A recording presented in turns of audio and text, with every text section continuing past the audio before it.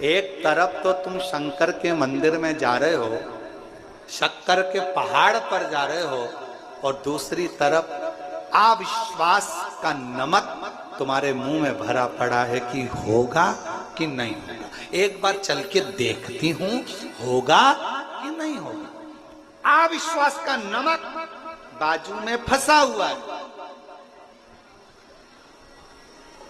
और जा रहे हो शिव के मंदिर। शिव महापुराण की कथा कहती है, अविश्वास का नमक लेकर अगर शंकर के मंदिर में जाओगे तो कभी विश्वास रूपी शिव का आनंद नहीं ले पाओगे। अविश्वास के नमक को पहले छोड़ दो और पूर्ण विश्वास के साथ जाओगे तो 5 महीने के बच्चे के शरीर में भी धड़कन वापिस आ सकती है, अगर विश्वास है तो।